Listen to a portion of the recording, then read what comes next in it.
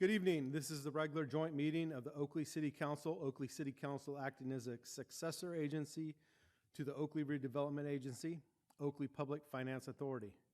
This meeting is called to order at 6:30 p.m. Roll call. Councilmember Shaw. Here. Vice Mayor Williams. Here. Councilmember Henderson. Here. Councilmember Fuller. Here. And I'm Aaron Meadows, Mayor.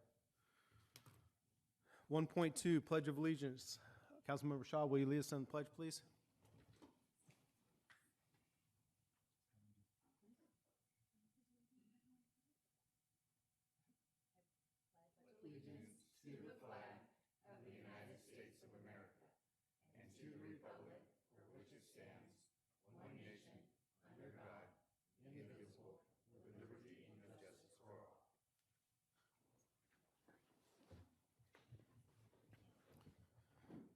Thank you. 1.3, update from Contra Costa Animal Services. Beth Ward, Animal Services Director.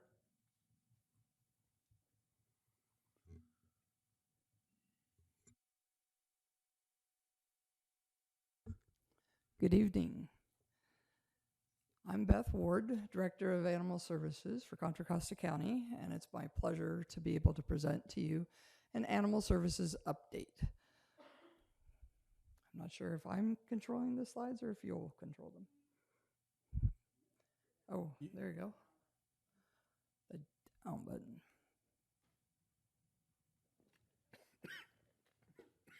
There we go. So briefly, I'd like to just give you a general department summary. We are comprised of 4 major divisions in our department. Our field services, which are the officers that you see out in your city serving your residents. Then we also have a shelter in Martinez that has a shelter operations and medical services team that provides care for the basic care of the animals and also all the medical care that the animals need.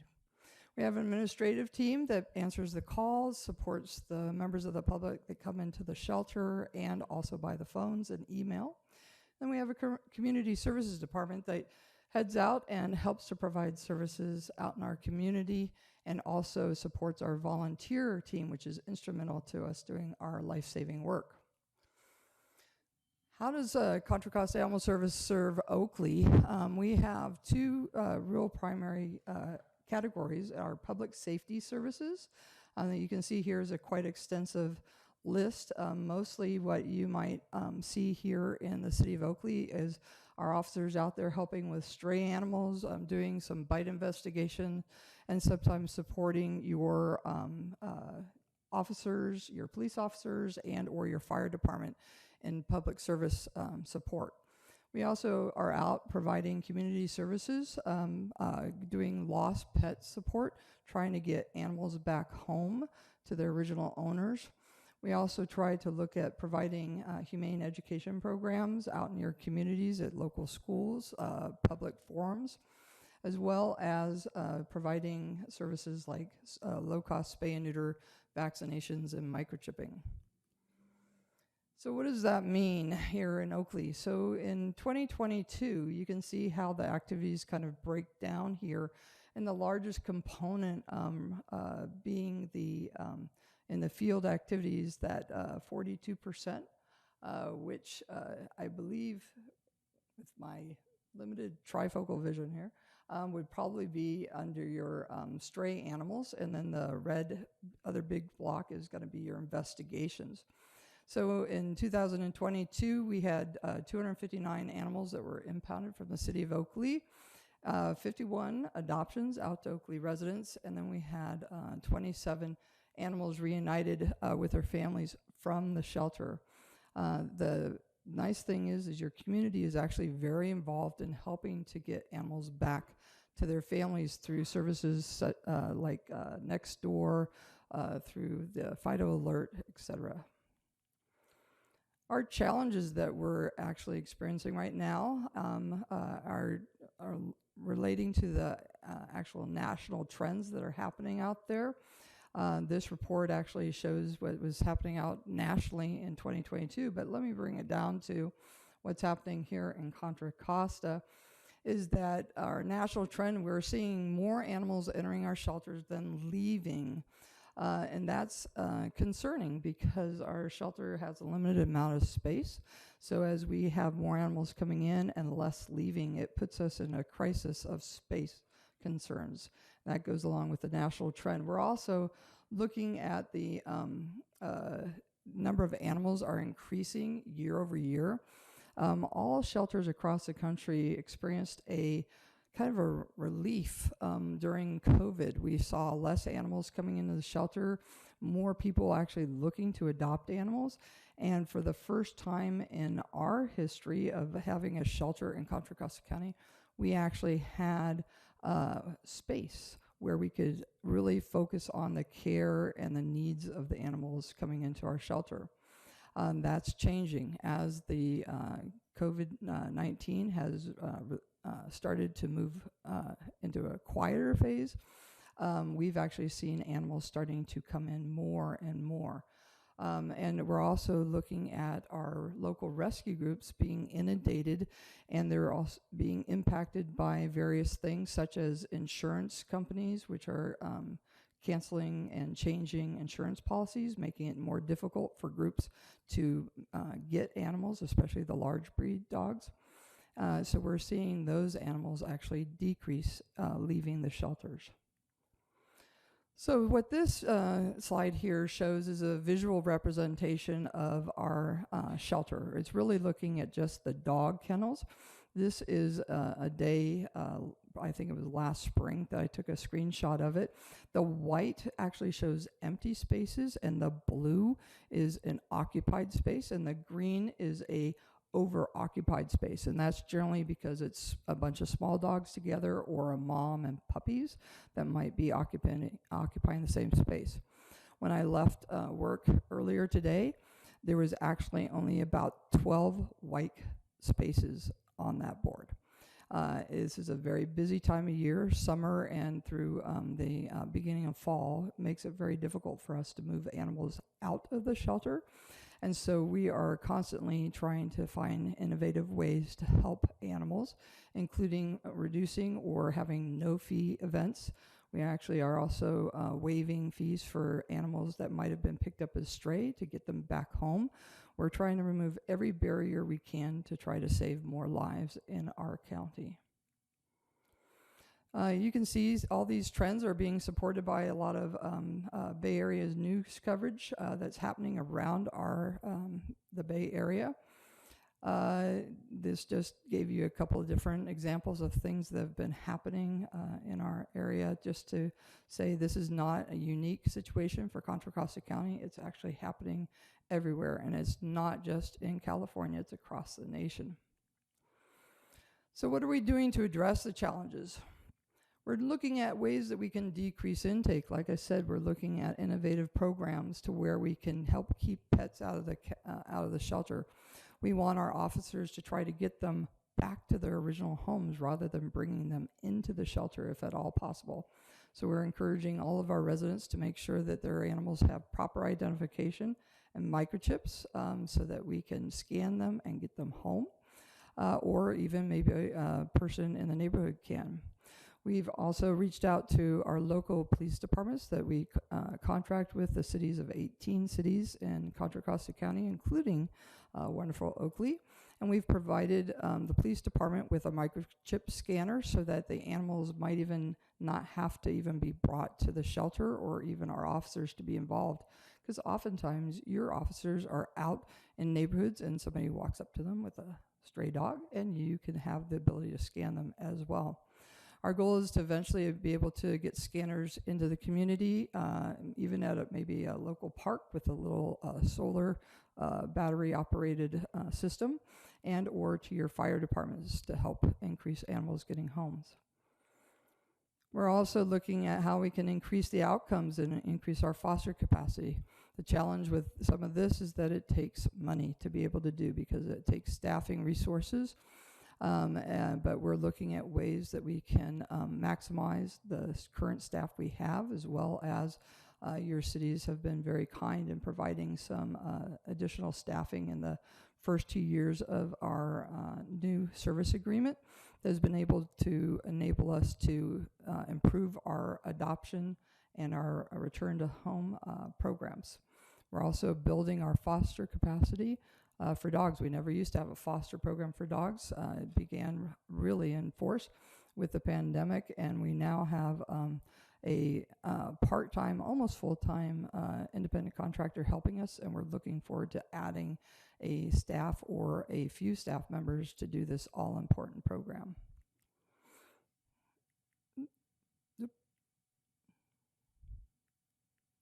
I don't know if I'm pushing the wrong button. Oh, I am.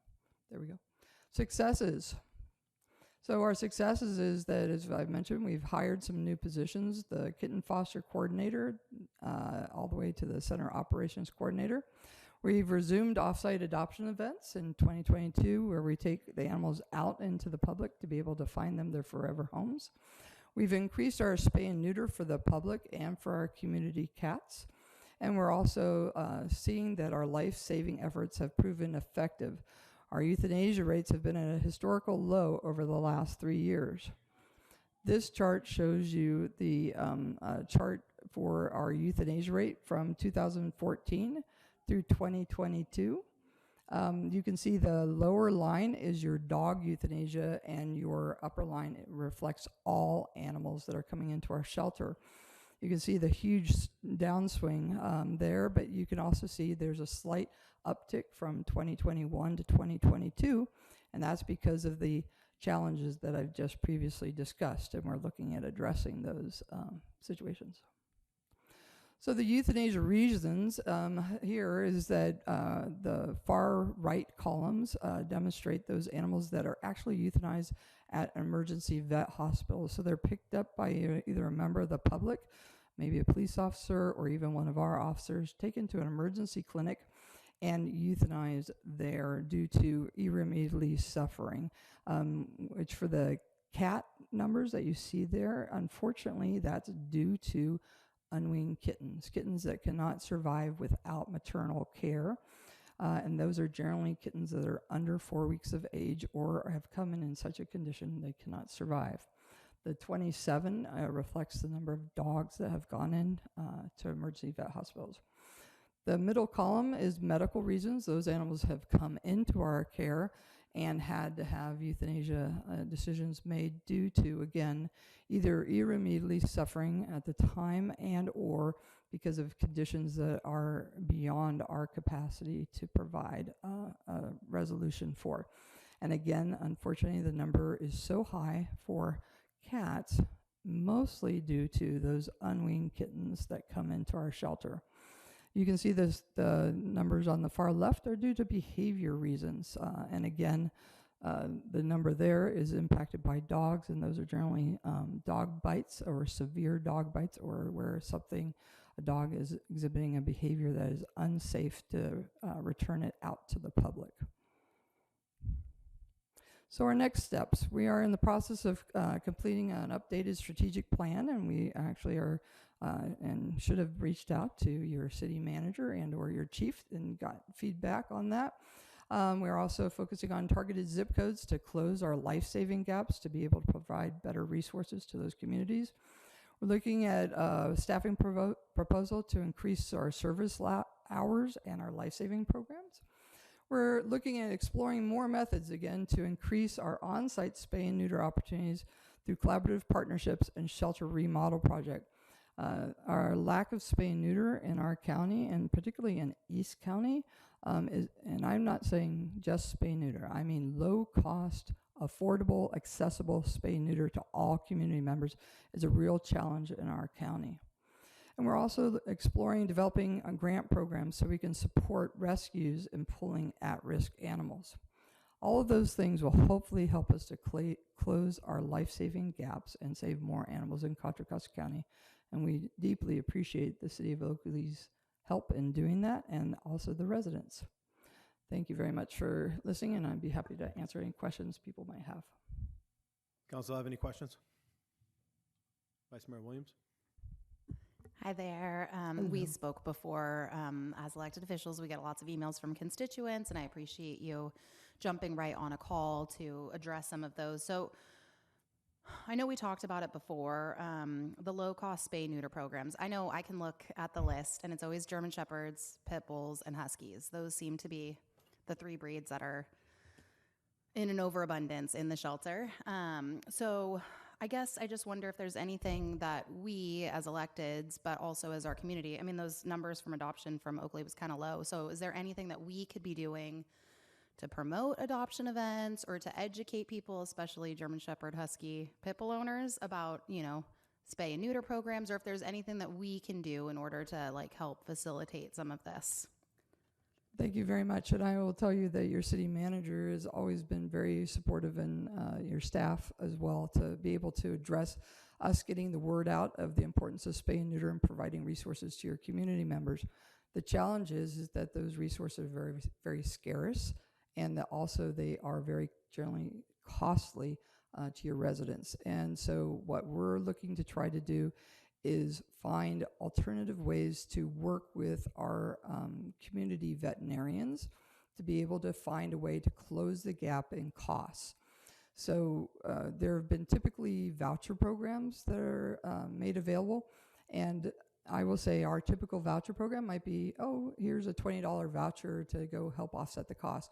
Well, when you have the cost of a dog spay of a 45-pound pit bull who could produce 7 to 10 puppies in a litter, that cost could be anywhere $650 to $1,000. So my $20 voucher almost seems rude.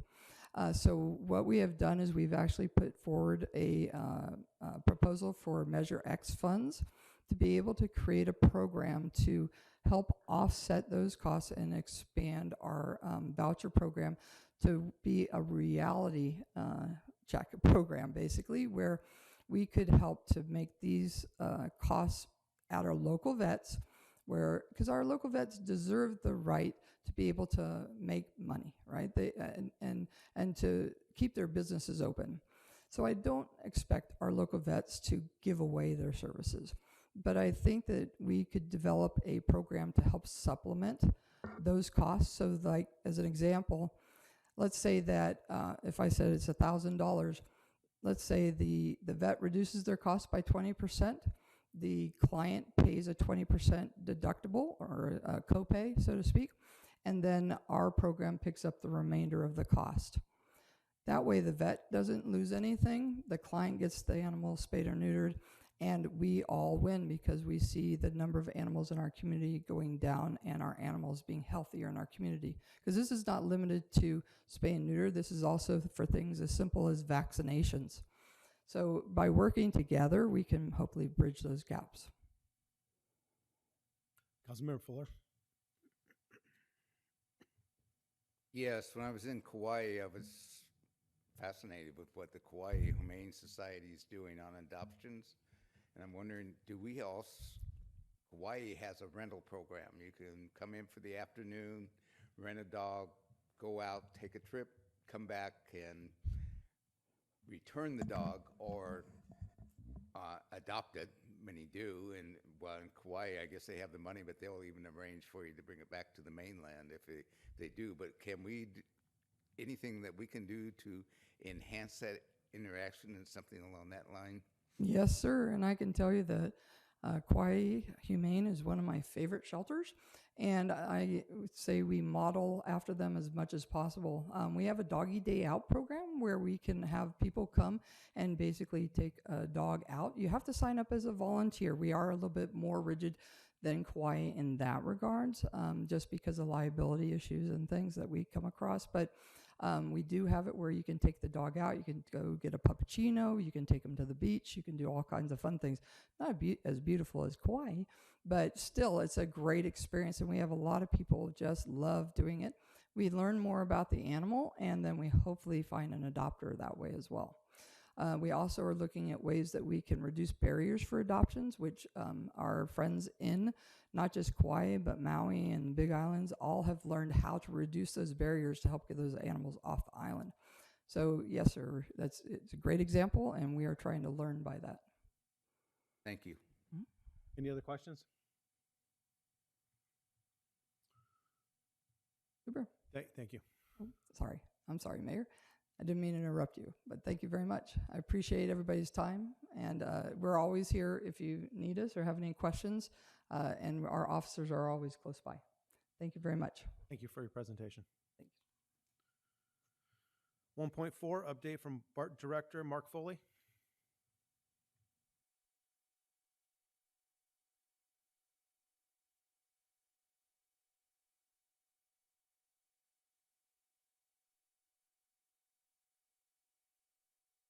Mayor Meadows, members of the Oakley City Council, good evening. My name is Mark Foley. Those that haven't had the opportunity to meet me before, I'm Vice President for the BART Board of Directors. I'm also the elected representative for District 2, which is Eastern Contra Costa County. And I wanted to come here tonight and give you a little bit of information about the world at BART, if you will. Just a brief moment about myself. I am an Antioch resident for the last 20 years, and I work in Oakland. So I take BART pretty regularly going to and from the office. In fact, tomorrow's my 30th anniversary at the office. So I will be going to downtown Oakland now for quite a bit of years. As you know, let's see here, where is my first?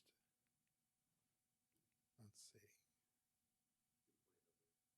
That way?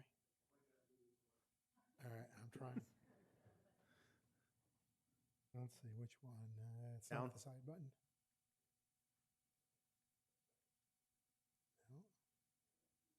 Let's try that one. No, that's volume. Nice presentation, Mark. Thank you. And that's it. I'm done. Good evening. Shortest one of the night. Can you do it on? You got it. All right. Let me. One more. Maybe. Yeah, there we go. Now it's got it. Outstanding. So if you didn't know, BART has been around for 50 years. We're actually just started our 51st year this September. And we consider ourselves really to be the backbone of Bay Area public transit.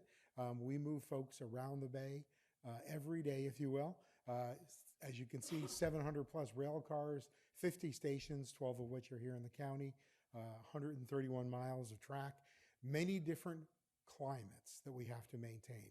So we have track changes throughout a train ride from Antioch to SFO. So, ridership outlook. If you didn't know, we had a pandemic the last couple of years, and ridership and the way people work has changed. At this point, our highest ridership has been 45% of our pre-COVID numbers. Previously, we had around 408,000 riders that would go on the system every day for the work week. We're down to 192, so we are at roughly 45%, which for those working at home realize that that's 2 days in the office and 3 days virtual. That's sort of what that has plateaued at. And the typical BART rider, if you will, has changed. I was the typical BART rider, middle class, middle-aged, privileged white male. That's who took BART pretty much every day to go to work. During the pandemic, we found out that ridership completely changed. Right now, we're looking at 2/3 of our folks are minority. Almost half do not own a vehicle and would not take trips if not for BART. And then 31% really do live under that threshold of $50,000. So it really has changed who we serve and how we serve them. And again, we're looking at ways to improve our ridership and how we can bring in folks. But we've got a budget. And part of that is how do we sort of survive the operational side of the house during this change in how people use public transportation. So pre-pandemic, we were very proud of the fact that between 60 and 70% of our operating revenue came directly from fares. People paying their fare every day is what kept us with station agents, police officers, mechanics, the cost to run the system, the day-to-day keep the lights on to run a railroad. Well, when you lose 96% of your ridership overnight when we went to shelter in place, that has a dramatic impact on how you run your business. So we had to lean on the federal government to provide us with emergency assistance. That was about $1.6 billion. We've used that to bridge the gap. That will get us likely into FY26. But that leaves the question of how do you operate a system where you might have very low general ridership? You know, how do you encourage people to ride? Evenings, weekends, you've got to think outside the box. So as you can see from this chart, that bottom blue line is our traditional amount of money we receive for things like property tax and sales tax revenue. That middle blue bar is the operating revenue that we get from the fare box. And as you can see, that green bar is what has sustained us from the federal government. But out in 25, 26, you start seeing red. So we're looking at anywhere from a $100 million to $300 million shortfall in the out years. So kind of what are we doing? Well, we've been advocating in Sacramento and advocating in DC for transit funding, not just for BART, but really for all public transit. You know, how is the country viewing the value of public transit? And so in the state budget, we were able to really advocate for the $1.1 billion that'll help provide not just capital, but operating expenses, again, to keep the lights on. We're going to get about $400 million in the Bay Area. MTC is going to be the distributor of those funds. So we're certainly working with them to encourage BART's share of that pie. And sort of a larger picture, our regional transportation measure. So we're looking at 2026 as some sort of measure to go on the ballot to look at operational coverage for transit agencies. There's questions about whether it might be a 3-county, 5-county, 9-county. There's still dialogue going on, and it's still a little bit away, but we need to move quickly to ensure that we have operating revenues before we have to start reducing service. And again, my concern is that you're reducing services for those folks that are truly transit dependent as our ridership has changed. So part of this is, you know, how do we make BART more attractive to new riders or riders that are going to be coming back to the office? So as you know, we started a new schedule earlier this month, that allows us to actually take all of the legacy fleet off of the rails, if you will. Those will come out for special events, or they'll be used for other activities, hopefully something other than recycling, which is what we've been doing with most of them. Somebody wants to make an Airbnb out of one. So we're open to any ideas. But we're only running our new cars now. And because of that, performance has gone up, on time has gone up, maintenance has gone down. So we actually get more production out of those vehicles, and we have to spend less time maintaining them. So those are positives. Canceled trips have almost been eliminated. Not quite, but almost. Every once in a while, my train is not there, and it's disappointing. And then lastly, the yellow line, which is our Antioch to SFO line. We've actually changed our frequency from the 15-minute traditional schedule to 10 minutes. So we're seeing 6 trains an hour instead of 4. And we're really trying to do that because that has been our highest ridership. It actually is at, I believe, 58% of the pre-pandemic numbers. So we're trying to encourage folks that are taking the busiest line to have more frequent ridership to sort of spread out the loads throughout the trains. So cleaning the trains. We hear about the trains not being so clean. Well, first off, if you get rid of your 50-year-old car that everybody's been using as an Uber for the last half a century and get new cars, things look a little bit better to start. But also we're doubling the number of cleaning crews we're putting out there to do deep cleaning on our train cars. 2/3 of our folks are really working on dedicated cleaning of stations. In addition, some of our restrooms, as we are reopening them, as you probably are aware, post 9/11, we closed all of our underground restrooms. And as we've been reopening them, we've had to make ADA changes. And as part of that, we want to ensure the value of our investment. So we have bathroom attendants at a number of our below station newer restrooms to ensure the cleanliness of the restrooms. Safety and security, that is a big deal. I have a wife and 2 children, and I'm concerned if they take BART because I want them to be safe. And so part of that was working with our BART Police Department to ensure that we're really getting more visibility within the system. So we're actually worked with the Police Officer Association and the Management Association to double the amount of presence in the system. We also worked on increasing the patrols as not only a deterrent, but also really just to enforce the visibility of seeing a BART member in uniform. In addition to our sworn officers, we have crisis intervention specialists that are in the system, and then fare inspectors as well. So we're kind of taking a multi-pronged approach to, how do we have visibility in the system and help deter crime? And again, some other changes we've made, we've shortened trains.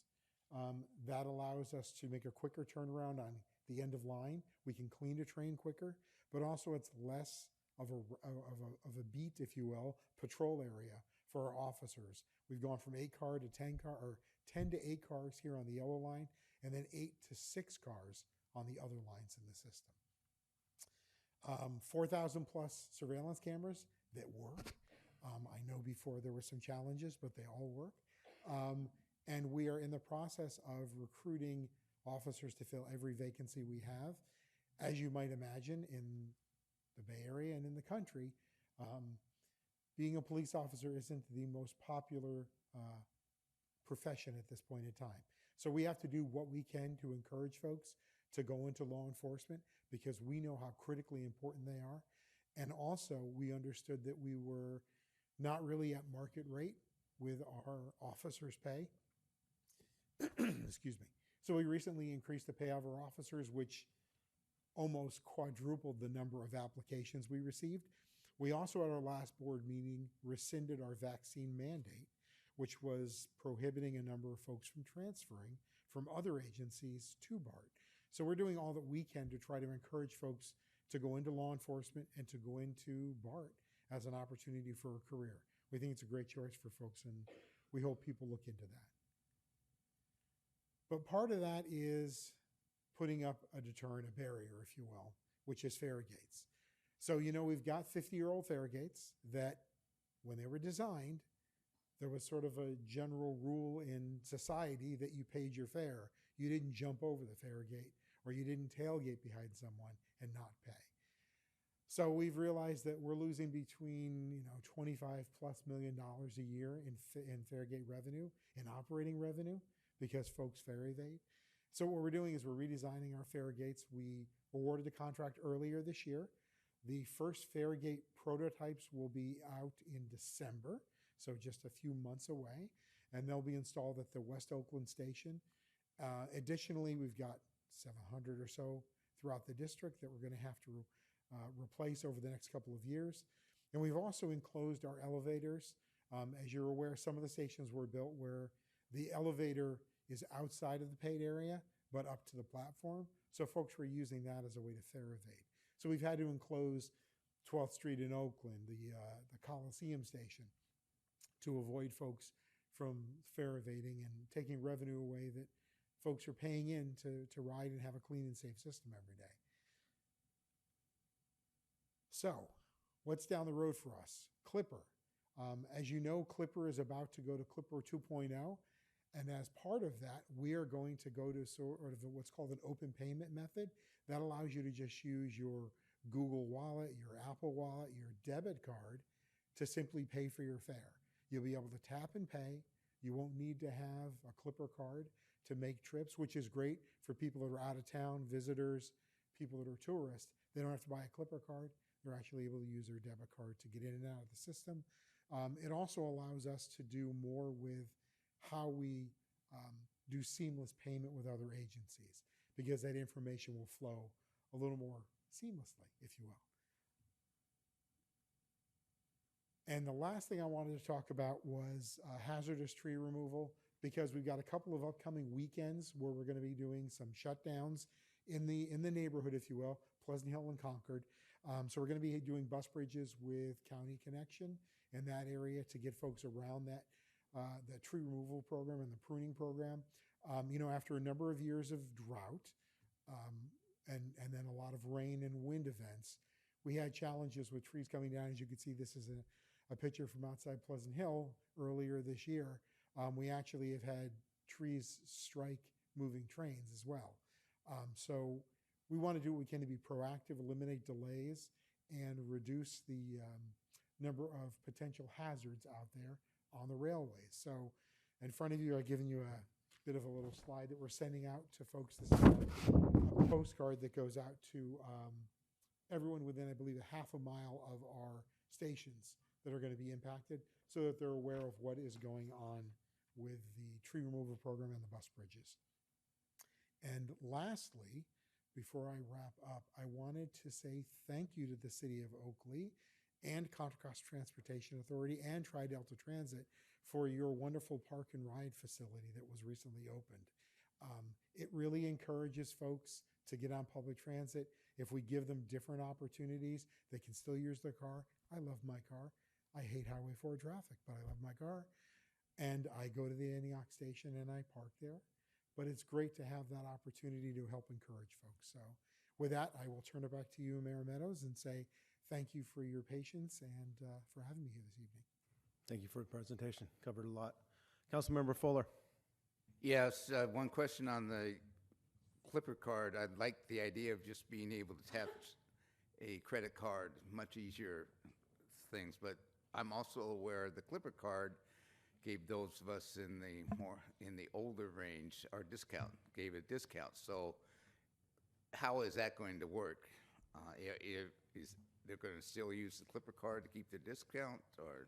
So initially, that is going to be the way that we'll move forward as sort of a short-term fix. The Clipper card has the RTC discount on it that you'll be able to use. Going forward, the plan is to be able to integrate more seamlessly with the Clipper pay system so that we wouldn't need a regional discount card for not only individuals that need it for mobility, but also for students.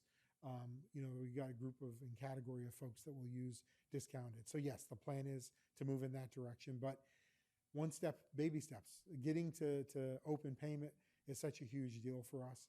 So we're moving in that direction. Thank you. You're welcome. Vice Mayor Williams. I love the new fare gates and stuff. I was a frequent BART rider as well, but now my work is in Brentwood, so that's a little bit closer commute. But I think that will make a huge difference. So what are some of the talking points that we can use for, clearly looking at the statistics for who BART is servicing, what are some talking points that we can be armed with for advocating for BART's survival, right? I have lots of constituents who are like, I don't use it, it's gross, I hate it, it's dangerous. So what are some different things that we can use to advocate? Because clearly there's a huge group of people who desperately need this service, and I get fearful of what happens to those folks should BART go under. So yeah, I thank you for the question. I think there's a number of areas where we could have dialogue around it. I think part of it is transit is really a social justice issue. Everyone should have equal access to education, to healthcare, to jobs. And a barrier to getting employment shouldn't be, I don't have a car to get to work in San Francisco.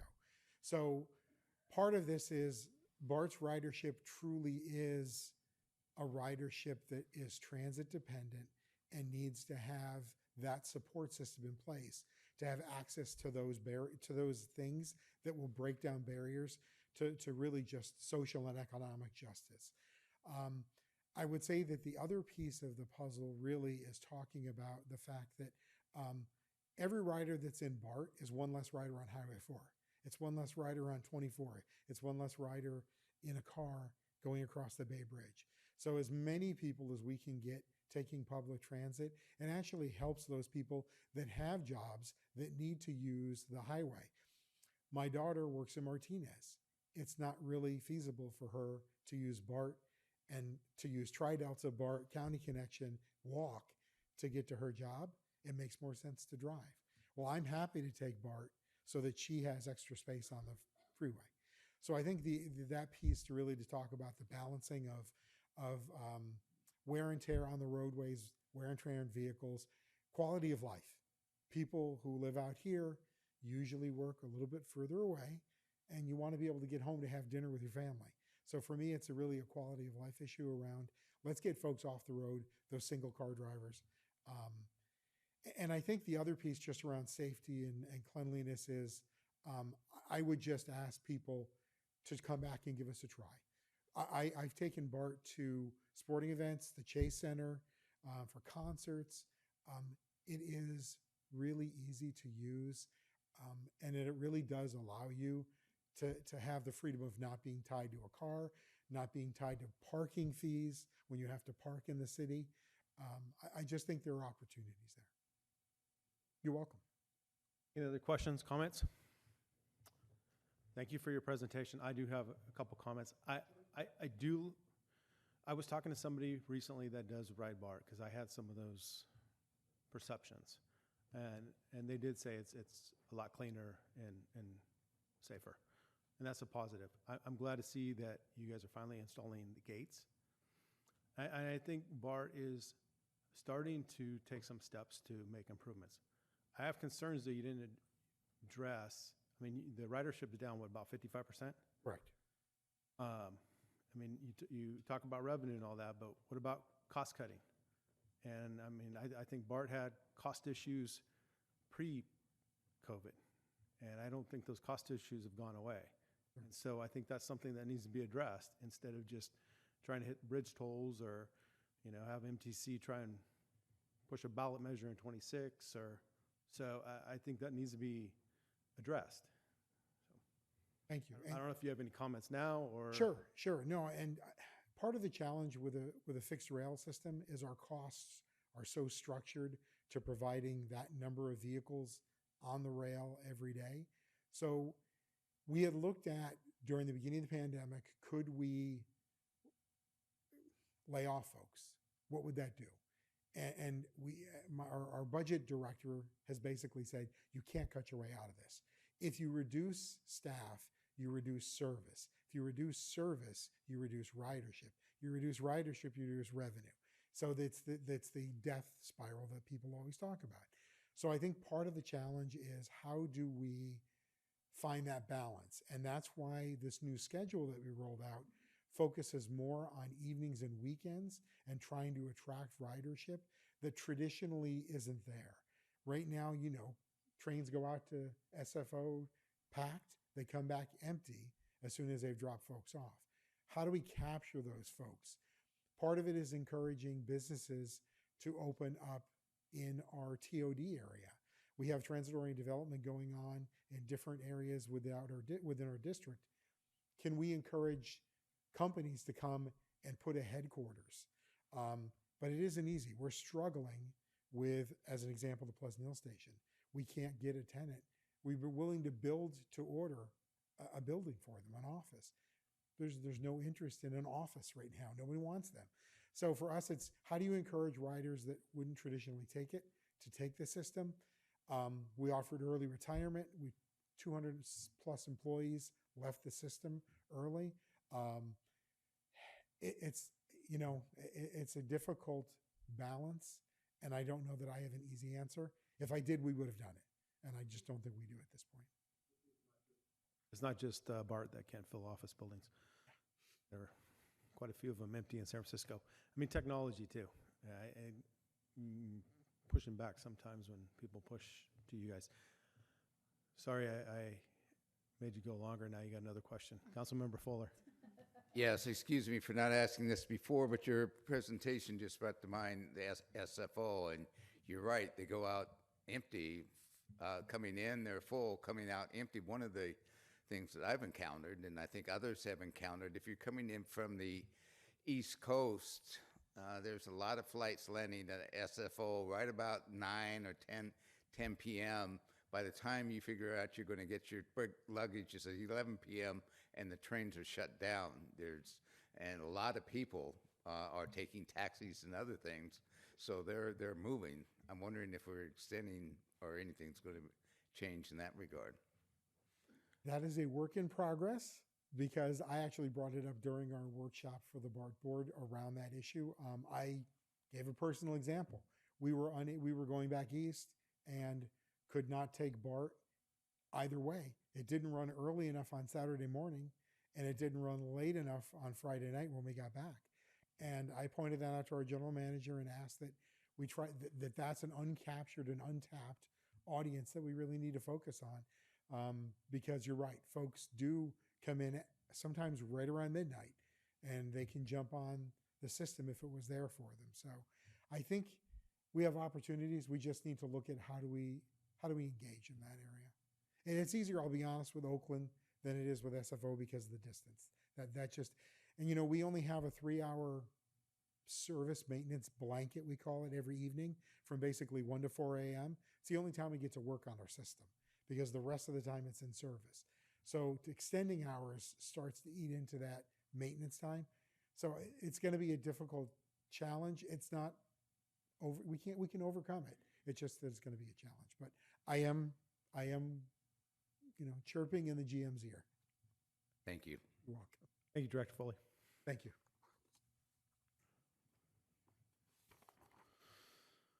1.5, update from nonprofits awarded American Rescue Plan Act, ARPA, state and local fiscal recovery grant funds. A, Eleanor Zingwer, Senior Staff Attorney, East Bay Regional Director, Immigration Institute of the Bay Area. Sorry. It's okay. Hello, Mayor Meadows, City Council members. My name is Eleonore Zwinger, and I am the Senior Staff Attorney and Regional Director for the Immigration Institute here in the East Bay. IIBA, that's the short version. It stands for Immigration Institute of the Bay Area. We are regional organization. We are providing low-cost or free immigration legal services to the community, and we have 7 offices in the Bay Area. I oversee the 3 offices in the East Bay. That's the Brentwood office, Oakland office, and the Fremont office. Our headquarters is in San Francisco, and we have 2 offices in the North Bay, Napa and Petaluma, and 1 in the South Bay in Redwood City.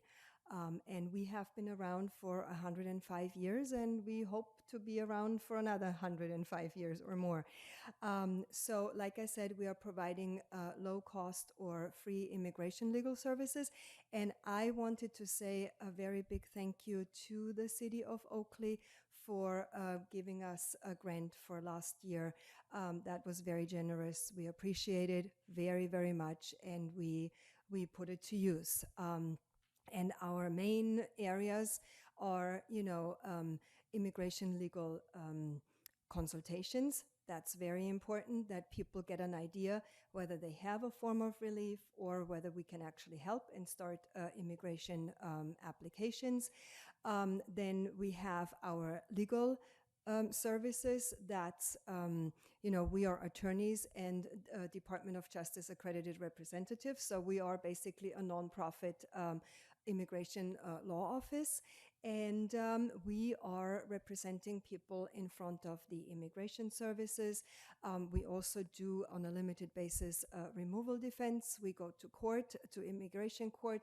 That's more limited, but our bread and butter is immigration legal, you know, applications. And then we also do community outreach, community education.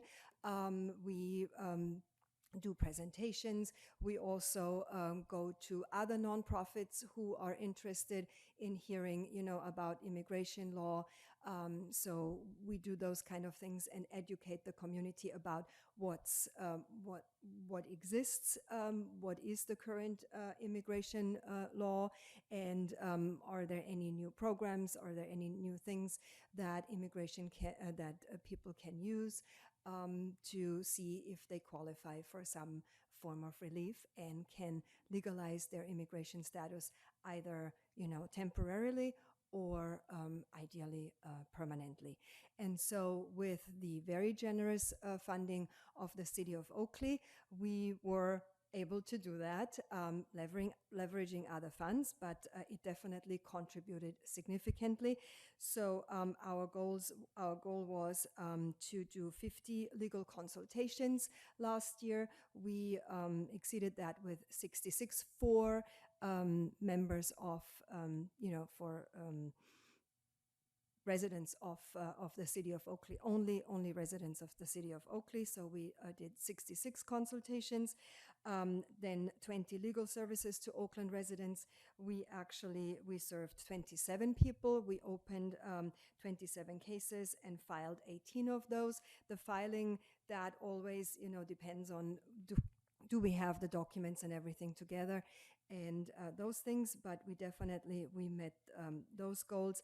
In regards to community outreach, that we are still lagging a little bit behind with getting out of the pandemic, and we saw in the second half of the year, we saw an increase of demand, and we worked with St. Anthony's here in Oakley.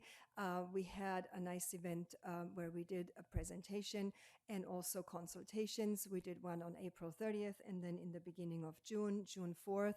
And overall, with all our efforts to outreach also over the phone, if people are calling into our offices and we give them referrals and we give them updates what's happening in the immigration world, we reached 174 people. That's a little bit short of the 200 of our goal, but that is still a little bit pandemic related. So we are happy that we can serve the residents of the city of Oakley through our Brentwood office mainly, but there could be somebody from our Oakland office as well, who helps somebody who lives in the city of Oakley. We also work closely with STCC, with the Public Defender's Office in Contra Costa County. And we are doing outreach there. We are referring people to them. They do a lot of removal defense as well. So we are working closely. I was at an event in a school, but that was not in Oakley. It was in Pittsburgh. But I wouldn't be surprised if people from Oakley also go there, because it was very well, advertised. So we try to do as much as we can to help, immigrant residents of the city of Oakley. And thank you again for the funding. Are there any questions? Seeing none, thank you for your presentation. Thank you very much. B, Lauren Huffmaster, founder of Venture Therapy Foundation. I guess Dan Torres.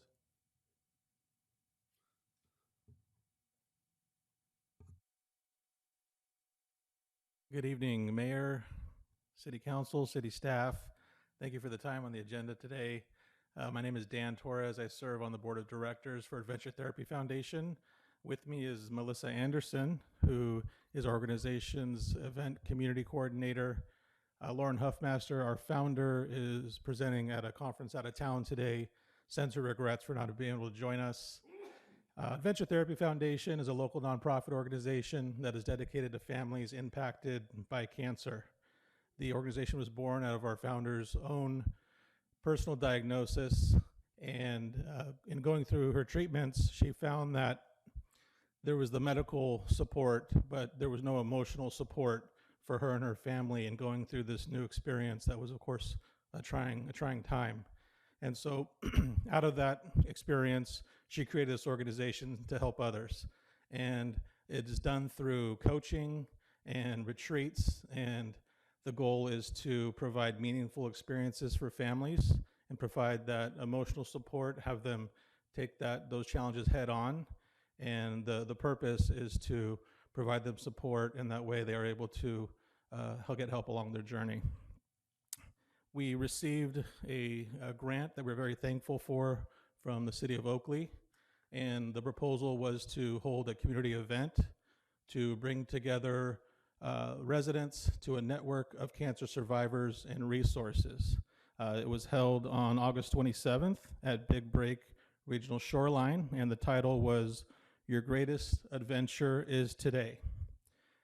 We had a great day that morning, and we were able to provide information on nutrition, community, and online resources. There were networking opportunities with other families that were impacted by cancer amongst each other, family activities for all ages, nature education, ecotherapy, and financial assistance and mental health programs. The event included 2 food trucks, 10 nonprofit and other organizations. Those included Elephants in Tea, Fighting Pretty, Leslie's Week, Cancer Support Community, Kaleidoscope, Charlotte Maxwell, a nutrition booth, and Project Pink Wheels, and of course, our very own organization was represented well.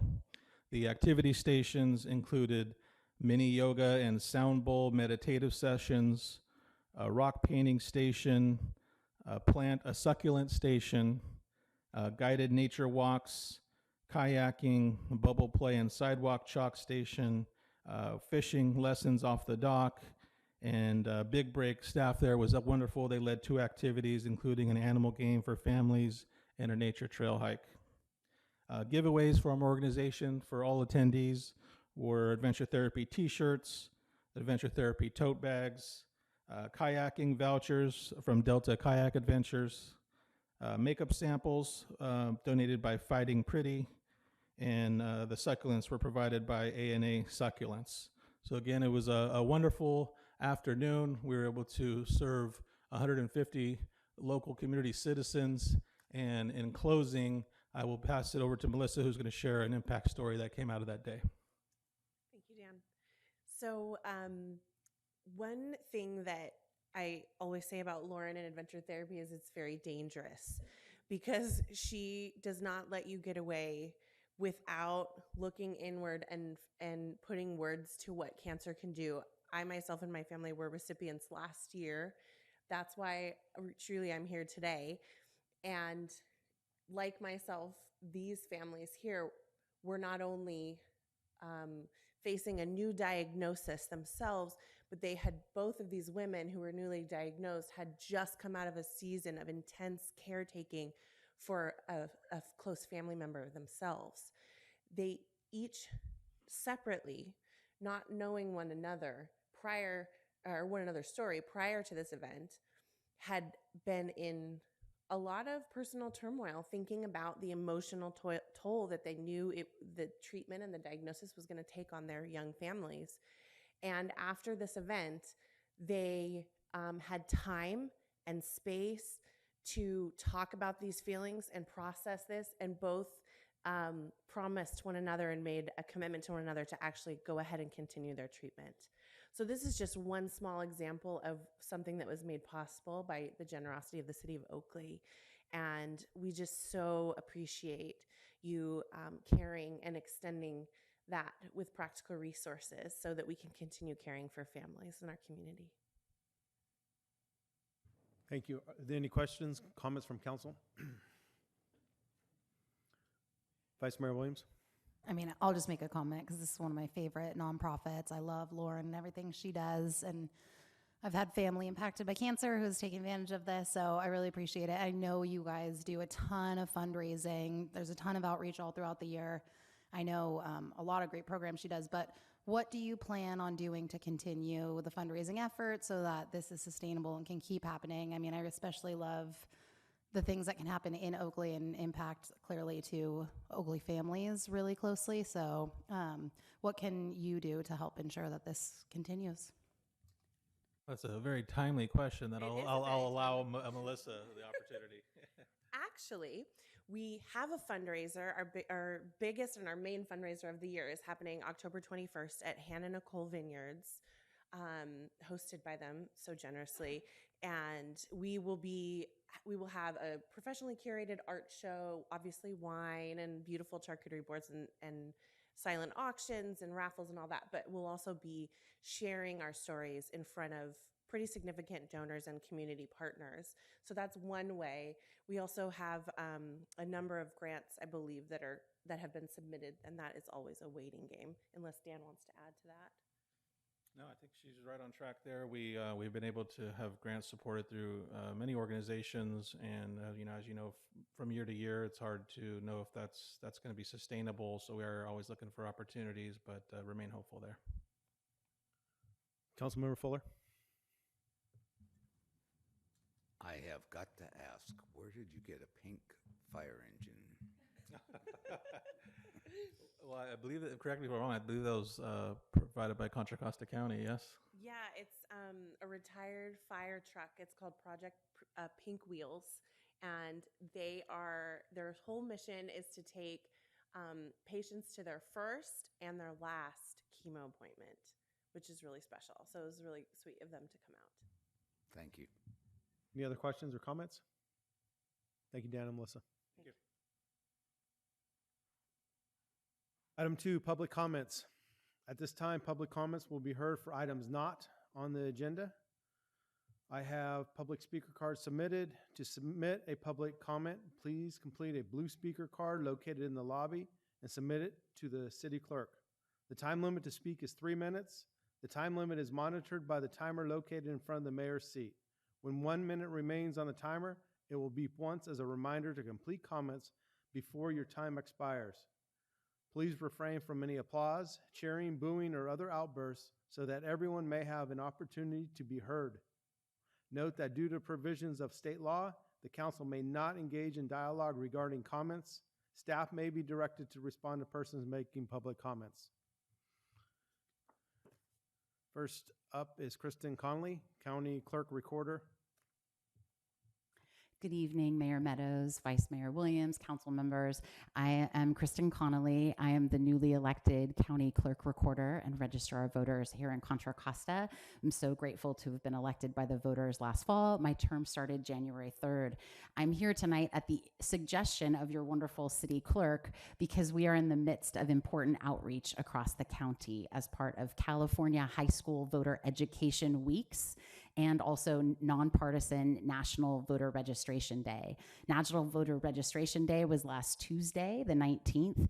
It was a national civic holiday started 11 years ago in 2012 to encourage registration and encourage civic participation. In that time, more than 5 million Americans have registered to vote, and it's something that we're really trying to up the engagement here in Contra Costa because in just 161 days from now, we will be experiencing the California presidential primary, which my counterparts across the state have been quick to point out to me is going to be the most complex election in the history of California because it's the first time that we will be mailing all voters a vote by mail ballot during a partisan presidential primary. And we want to make sure that every voter gets to vote for the presidential candidate that they want. And sometimes that will require action on the part of the voter. I only have 3 minutes. I'm not going to go over my time. You have a full meeting. But I'm here tonight to let you know that our office is actively engaged in everything that we can to register as many people as we can and to educate as many voters as we can so that everyone can participate fully in the presidential primary and in the general election. And so I would just invite any suggestions that you have for how to best serve residents of Oakley in terms of making sure that they're registered. You are a high concentration of Spanish language voters, of the active voters on our voter rolls. We do have, we're required to provide all information in Spanish and Chinese and in English, and we want to make sure we're serving all Contra Costa residents and making sure that they can vote. So we do intend to have Freedom High School be a part of our spring California Voter Education Weeks, and so we'll be working with them. And I just wanted to say, stay tuned for additional communications through the clerks, and at any point, you please feel free to reach out to our office. But we're really wanting to make sure that we make it possible for everyone to vote.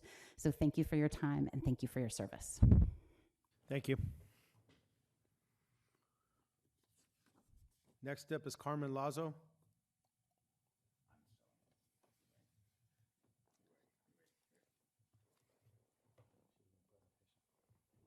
Good evening, Mayor and council members. My name is Carmen Lazo.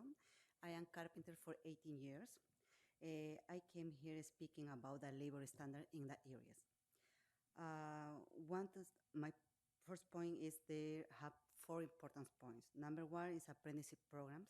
Number 2 is healthcare. Number 3 is local job. Number 4 is labor wages.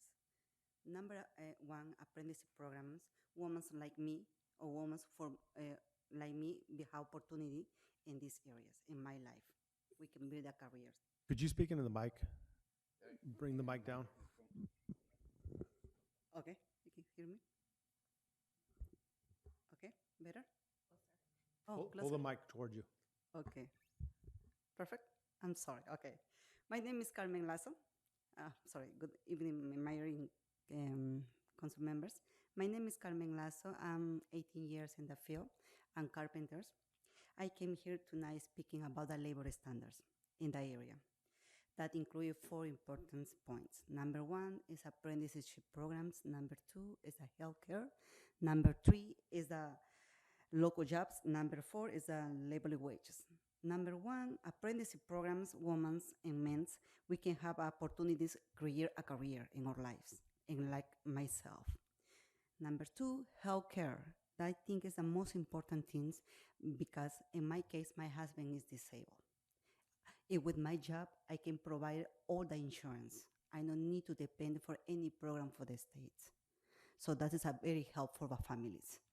Number 3, local jobs means we working locally. We don't need to drive far away. We can spend more time with our kids and our family. Number 4, labor wages means we can have decent salary, so we can provide our expenses. We can give a better life our kids and our family, and we don't need depending for any programs. That is our goals. That is my goals. I hope so you can consider it, and God bless you. Good night. Thank you. Jackie Ryder.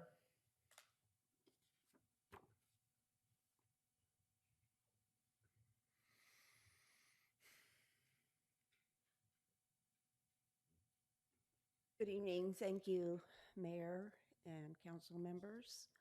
I'm here from the to speak on the rent increase for the Oaks. We've had several rent increases in the past years, and they're always 10%, yet nothing is showing as being updated or quality maintenance at the Oaks. It's been 10% every year. Some of the people this year had more than 10%. And the elderly just can't afford it. Our income doesn't go up 10% every year. And people are really scared that they're going to be evicted and not be able to live there anymore. We're wondering where the money's going from the increase in rents the last 2 years, 3 years, because we're not seeing the improvements that are needed. Dirty trash chutes and dirty garbage rooms are bacteria infested places, and a lot of people who are moving in are getting ill and wondering why, since they moved in these buildings, that they're having all kinds of issues. I just read an article on it, and on dirty trash chutes and garbage rooms, and they are loaded with E. coli and salmonella, Legionnaire type of things. The vents aren't clean, the walls are and the floors are filthy in the trash rooms. We're just concerned about where the increase in the funds are going. And we have our manager, the old manager gone, and the bookkeeper that was there. And we really feel like we need a complete audit to see where those funds have gone and where our money's going. Thank you. Thank you. I have a speaker card from Bonnie McCord. Does not wish to speak, but the comments will be entered into the record. I have no other comment cards at this time. Item 3, consent calendar. Is there a motion or any items to be removed? I will move the consent calendar as presented. Second? Sorry, I wanted to pull a couple things. 3.3, 3.5. So is that a motion for the remainder? No, I'm Oh. asking, is your motion for the remainder? I amend my motion so the consent calendar to approve 3.1, 3.2, and 3.4. Second. In favor? Aye. Opposed? Passes 5-0. Item 3.3, adoption of a resolution to establish special speed zones for specific city streets. Mr. Rohani.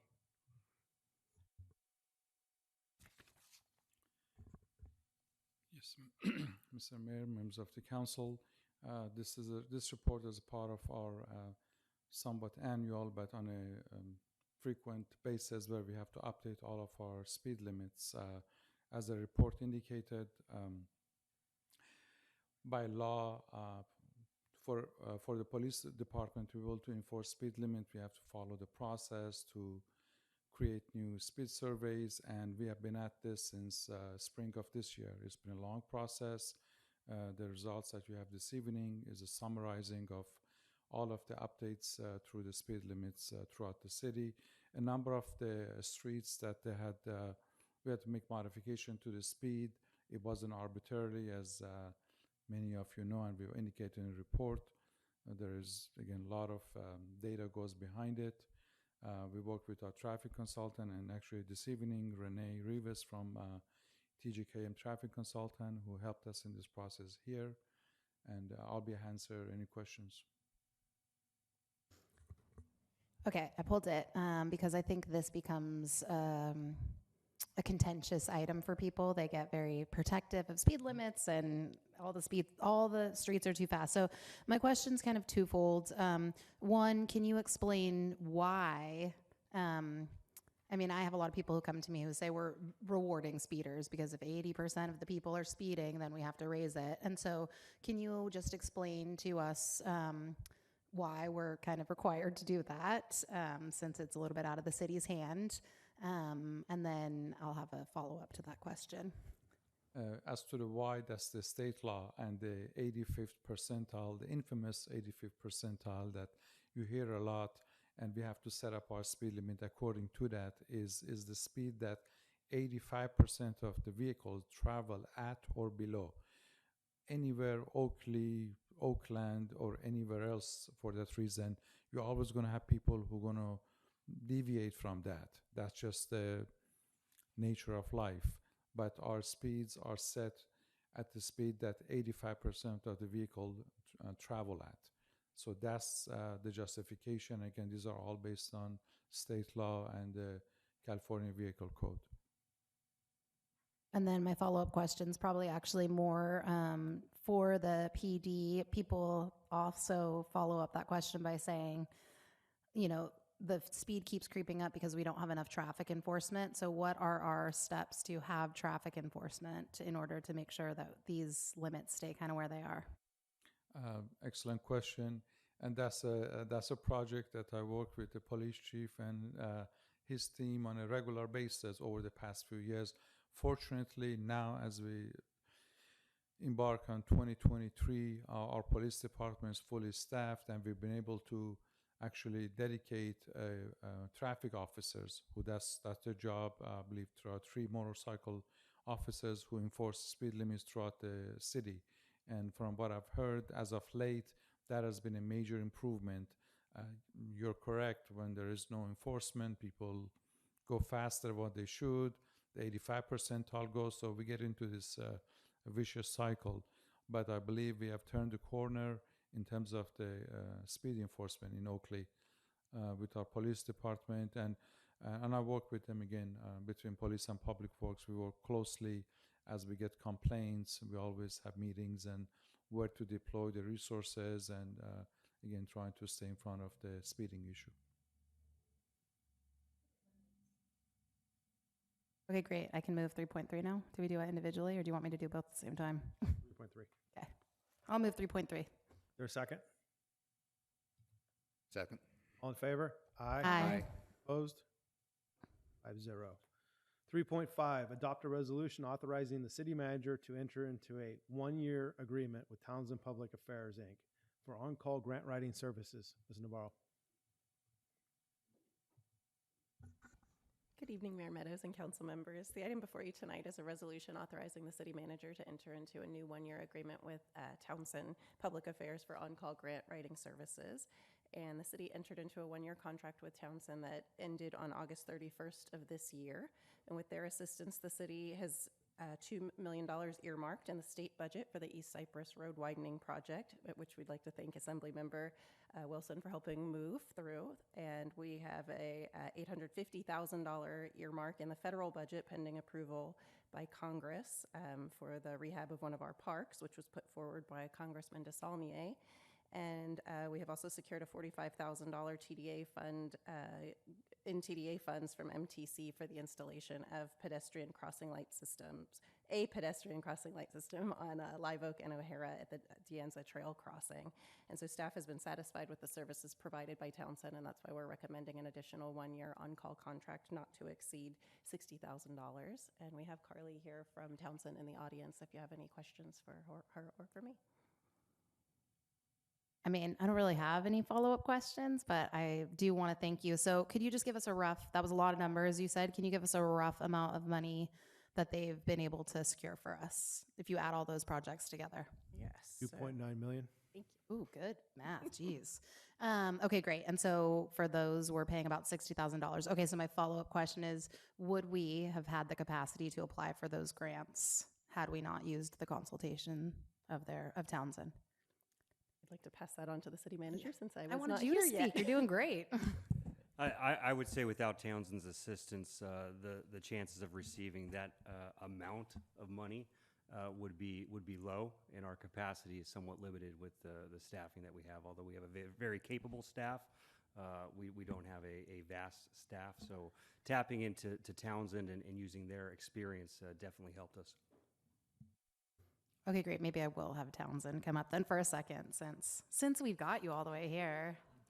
Maybe are you able to just give us some like highlights of things that you'll be going after or like trends you're seeing and what cities are applying for in the grant space right now? Absolutely. So, Honorable Mayor and Council members, Carly Shelby with Townsend Public Affairs.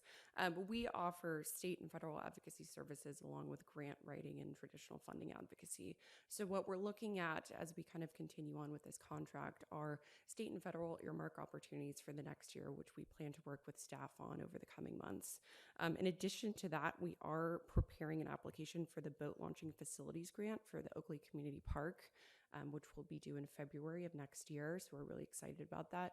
And we are having ongoing conversations with staff and your city manager's department on big projects such as the Oakley Community Park and other things that we're eyeing opportunities for.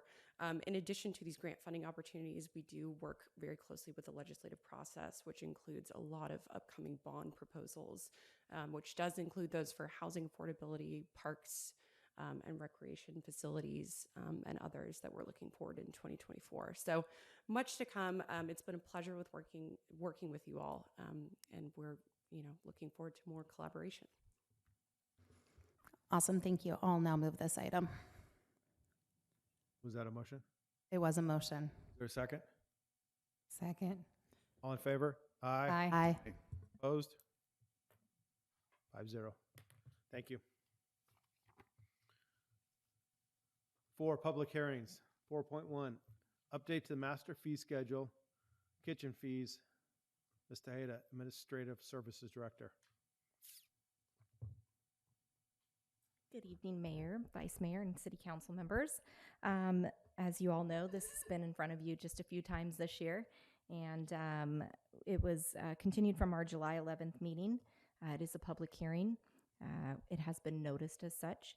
And tonight we present to you to lower our kitchen fees. We did do some research as those surrounding cities and what they're currently doing. And although their per hour rate might be a little bit lower than ours, they do have an application fee. They do have a minimum hours that they need to rent the kitchen for, and we don't have either of those. So staff has recommended a $45 cost for that Oakley resident or Oakley-based business to rent the kitchen facility. With that, I'm open for any questions you might have. Any questions from council? Seeing none, open public hearing at this time. Are there any public comments? Seeing none, I'll close the public hearing. Deliberation of the council. Vice Mayor Williams. I just want to thank the staff for taking the time to go out and do this. I think it enables a lot of local businesses to get their start, and I really hated sending people to Brentwood, so I'm very excited because we do have a ton of, home-based businesses in that food space who can't move to the next step legally here in Oakley. So it's nice to see that we're making these, and I love it, and I appreciate the work that you put in, and I like that we're not having an application fee or minimum hours. That's really helpful. So thanks for all the work you did on this. Councilmember Fuller. Yes, I like the way it was stated. Not we have an hourly, we don't have a minimum. If I'm understanding it, I would like to see that promoted. I don't know how you get it promoted in competition with your neighbor, but make sure people are aware that we are offering this service, and it seems like a very good deal. $45 an hour for a kitchen as large as the rec center. That's pretty much a deal to me. So, Any other council comments? Deliberation? Is there a motion? I'll move approval. Is there a second? Second. All in favor? Aye. Aye. No? 0. 5-0. Item 5, regular calendar. We have nothing this evening. Item 6, reports. 6.1, city manager. Good evening, Mr. Mayor, Madam Vice Mayor, members of the City Council. First, I'd like to publicly thank staff, specifically the recreation staff and the public works staff for putting on an amazing event this past Saturday. We felt the Heart of Oakley was a well-attended, fantastic event for the community and the surrounding area, and it takes a lot of work to put an event like that on, so very appreciative of that effort by the staff. Wanted to update the council, the reorganization that was approved on August 22nd. The Administrative Services Department worked very hard to get those jobs, those new job positions out and posted. Happy to report that we are hiring 3 new positions: a human resources manager, a recreation manager, and an accountant, and they will start all by mid-October. So incredible effort there, and puts us on a great path to provide excellent service to both the community and internal services. And 3 community events to highlight. On October 6th, we will have Friday Night Bites. That will feature our last concert in the park. That event starts from 5 to 9 p.m. and the band is the Maya Latin Roots Band. Then on October 7th, we have a movie at the Rec Center, not at City Hall here, but at the Rec Center. They will be showing the Nightmare Before Christmas movie. And then on October 21st, we have the Oaktober Festival. That will happen here at City Hall from 12 p.m. to 4 p.m. And that concludes my report. Thank you. Thank you. 6.2, council member reports. Councilmember Fuller. Yes, I had the fortunate experience to attend the Senator Glazier's get-together for the St. Vincent de Paul Society. He named it his nonprofit of the year, and this is Senator's area. Jay Walsh from St. Anthony's, who we have seen many times up here, and is very much involved in the community in St. Vincent de Paul, and keeping food on the table and clothes on people. It was very nice. Also, District 3 resident and former mayor, it was nice to see Clara Alalura there. She's on Senator Grazier's staff. I did attend the visit of Assembly Member Lori Wilson. We agree on a lot of things, like holding cities accountable to their arena, and if they have to build high rises and things, holding the cities accountable to arena, among other things that were discussed. And the Heart of Oakley was a festival for sure. It was a nice one. I'm glad it went the way it did. The temperature complied with us, and it showed that if we can get down in the 80s, mid-80s, we can really turn out a crowd. It was one thing I did notice, because I do work with a service dog, but it was very pleasant to see the number of dogs that were out. Many dogs were out in my sense, and they were seen to be family there, and it really added to it. The chief brought his Australian Shepherd in, go getter, and that was nice. So it was a nice afternoon. Thank you. Vice Mayor Williams? We know mine can't be short. So I met with Lori Wilson to discuss priorities for Oakley. We talked about East Cyprus, transportation and housing partnerships, jobs, small business, economic development. She's got some good ideas for who to connect us with for some of that stuff. Last week I was at Cal Cities. I'm going to try and keep this very short because I take 5,000 notes, which I'm happy to share with anybody. But the different things that I attended, the different sessions were, the first one was from conflicts to conversations, and the main theme about that was that we're a divided society addicted to outrage, mired in anger, cynicism, and exhaustion, but where people work together courageously, their potential is unlimited. So that was a nice, inspiring one, and it was good to get some ideas on how we can divide people who may not see eye to eye on things. I did attend a session on California cannabis 7 years after legalization, and they had some really interesting information regarding the stats on places that have introduced cannabis. It's kind of a mixed bag of success versus now they're kind of mired in being stuck with the illicit market, which still makes up 2/3 of what's out there, which represents a $3 billion loss to the state. The other one that I went to was talking about social media and public engagement and how much that's changed and evolved over the last 5 years.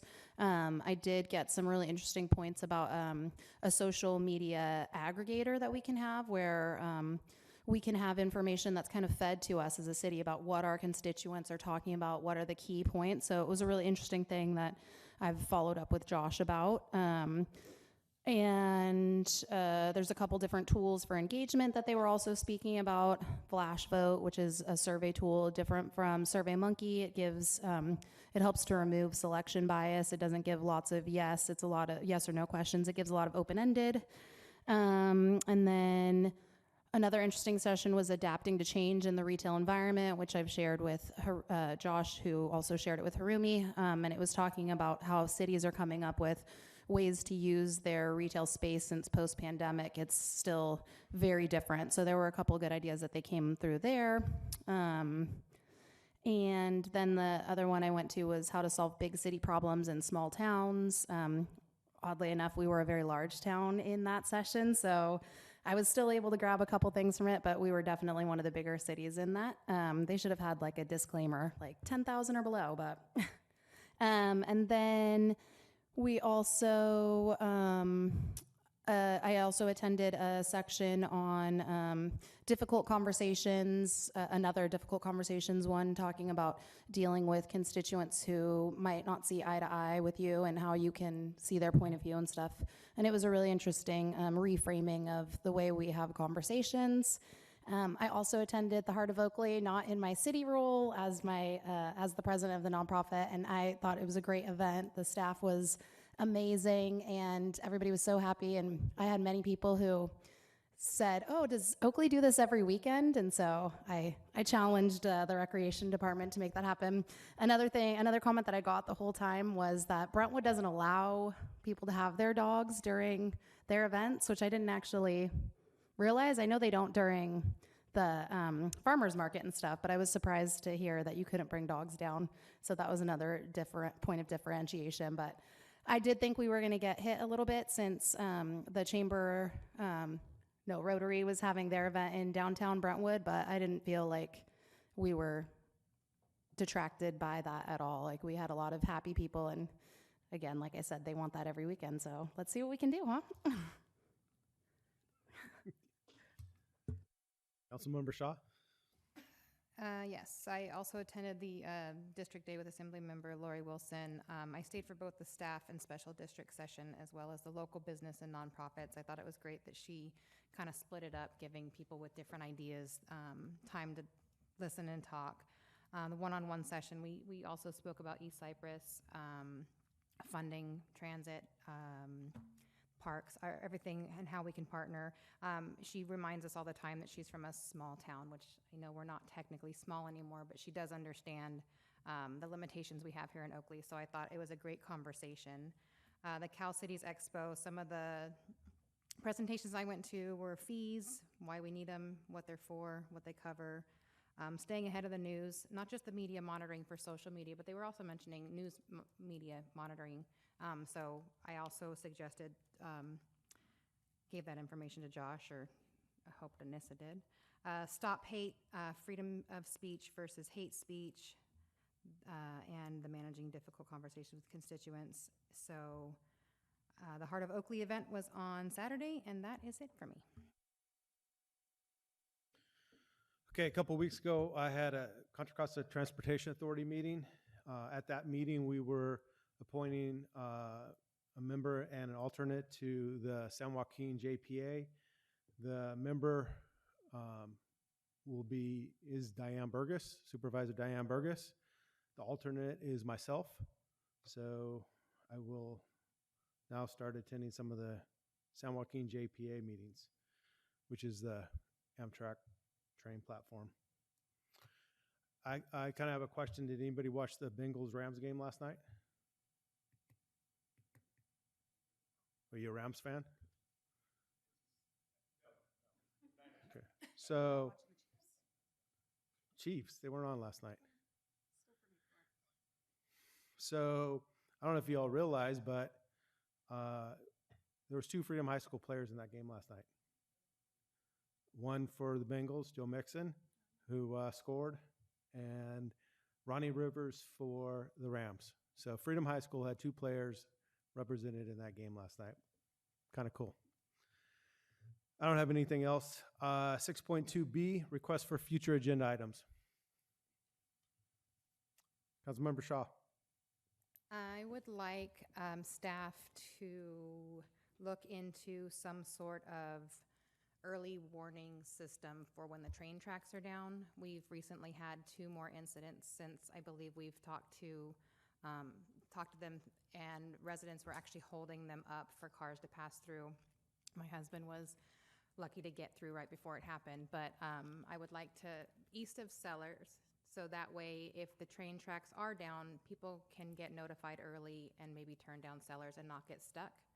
I don't know how we can do that if it's a timing issue, but if that's where I leave it to you guys to determine. I don't know if there's anything we can do on the Main Street side, but if we can just open it up and potentially another reach out to them and see if we can get them to let us know what is being done, what can be done, what we should be doing, and just kind of an update with, I mean, it's becoming a big issue, so East Cyprus.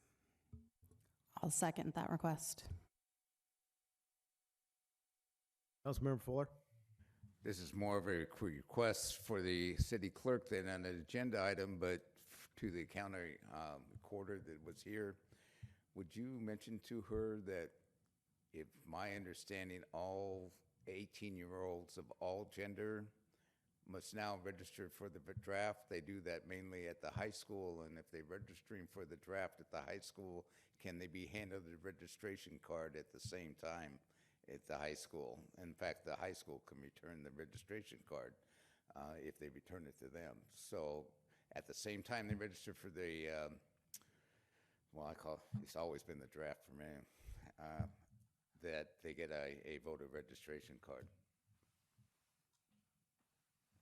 Any other requests? Okay. Do we need a break? Okay, we'll take a 5-minute break. Did you press the red button?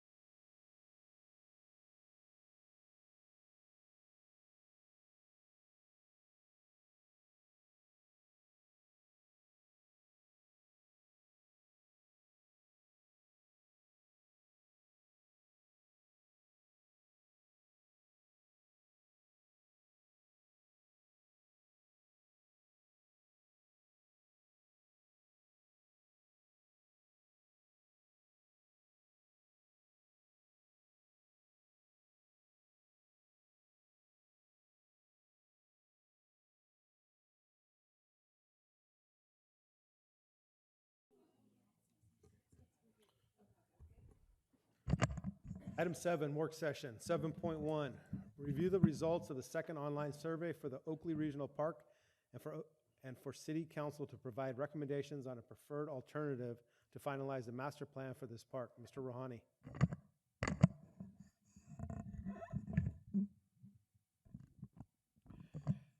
Again, good evening, Mr. Mayor, Madam Vice Mayor, members of the council. I'm very pleased with our team to present you the update to the master planning process for the Oakley Regional Park project. As you know, we started this process last year with a new strategic plan and a new perspective from the council, from the community.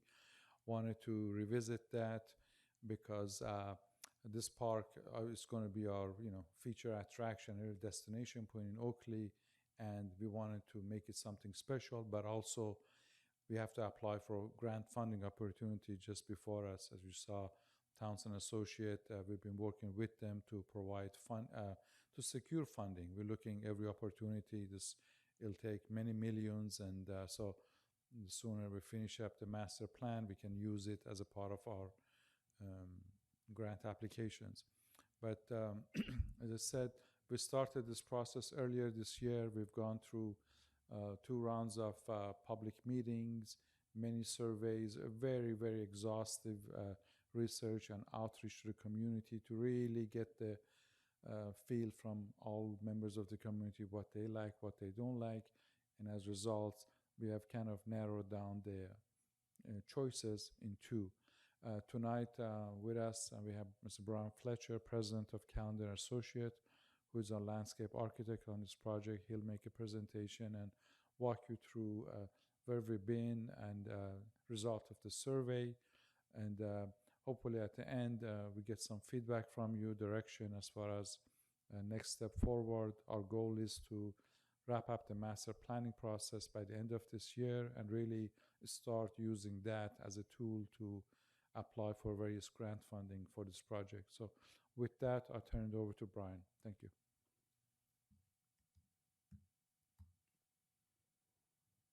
See if I have success with this tonight.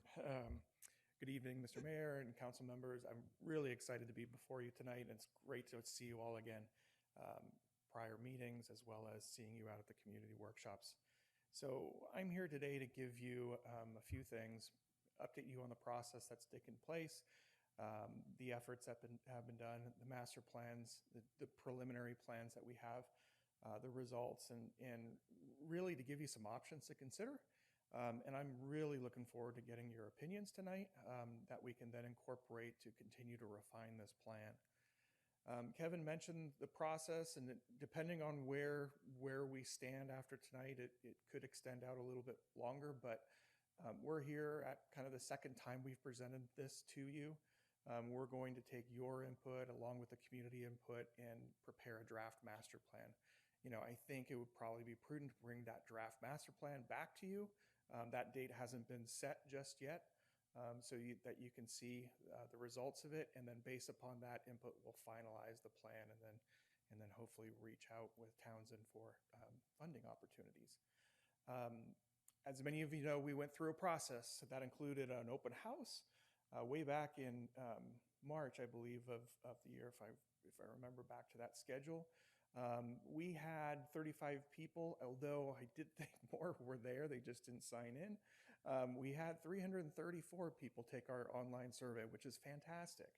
And here's some of the results that we had. That first meeting was all about program items. What sort of things did you want to see? And then based upon the input we received, we developed a couple plans for the public to respond to at the second community workshop. And those 2 plans you can see in front of you, and I'm going to go into a little bit more detail about them.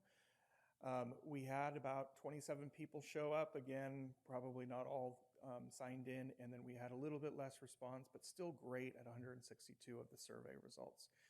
What was interesting, you'll see later, is that most of that 162 were actually new people to the process, and that means we're kind of reaching out to a greater number of the community. The result, though, what you can see is pretty even split between the 2 alternatives. So we're going to go through some options with that, and I'm certainly here to anxiously wanting to hear what your input is. So those two alternatives, 1 and 2, we presented. The first one, we generally consider kind of more of our traditional park theme, or more of a traditional park. And we were representing it with these images here. And you can see they're all about the same size. So we have sports represented. We have play representative. We have, court activities as well as fishing, and then also looking at community gardens as well. This is what that plan looked like. So again, you guys are all familiar with the site. It's at the end of Sellers. Emerson Slough comes in and kind of bisects the site. The main area is to the west of the site, and then a smaller area with the Gilbert House is on the east side to the right of Emerson Slough going through. I'll explain this a little bit more, kind of where the areas are, but I first wanted to go through kind of the programs that were in the first alternative here and represented by imagery. So first, taking a look at field sports, this is the one that had 3 ball fields. They're all multi-purpose fields, so it's not just baseball, softball, but also soccer and other sports could be played on the multi-purpose fields. Multi-use trails, and then supporting amenities to the fields, as well as we had a perimeter disc golf course that would be happening in conjunction with some of those trail networks. More of the active area, again, pickleball, destination play, heard loud and clear, lots and lots of shade is necessary, outdoor classrooms, and shoreline walking path. And then we also had an element of a boat launch facility here, smaller than the second one, which we'll see in a second, but we did have boating facilities here as well. So inclusion of a new boat launch ramp for both motorized and kayaks, and then supporting amenities for that. And then finally, mostly on the east side of Emerson Slough by the Gilbert House, that area could be accommodating community gardens, demonstration orchards, wedding and event spaces associated with the Gilbert House, as well as a new city corporation yard, which is important for not just the entire city, but also important for this facility to have maintenance crews on site for such a large facility. So I came back to the plan just so you can see first to the left of Emerson Slough, you can see those 3 ball fields. You can see a significant amount of parking is necessary to park those facilities. So that's kind of in the middle there. To the right of the parking, the gray areas, you can see the destination play area, open green space. You can see the tennis pickleball courts in the blues just below that. Surrounding the perimeter, in the perimeter of the ball fields, you can see the disc golf course and multi-purpose trail. And then on the east side, you can see that bluish area. That's the corporation area. It's set aside for the corporation yard and demonstration orchards and community gardens. We also presented a second alternative. And we said, what if we look to celebrate more of what makes Oakley kind of unique? And that's the outdoor recreation and sports, the delta, and the access to the water. But then it's also the local wine industries and such. But then still recognize the need for or the desire for sports and such. So that's what that combination begins to look like. You can see we've gone from 3 ball fields down to 2. And then I'll get into some other amenities here in a second. So first talking about, and we call it passive recreation, but it's a little bit more than that. We increase the size of the boat launch facility in order to accommodate the opportunity for actual tournaments, for fishing tournaments to happen there. We also recognize that a lot of boaters also camp as well. So the idea of bringing in an RV and a tent campground within there to support that and just general weekend or day use. Continuing through, again, kind of system of multi-purpose trails. We included a dog park associated with the camp area. We enhanced kind of the water access and created a swimming area next to Emerson Slough.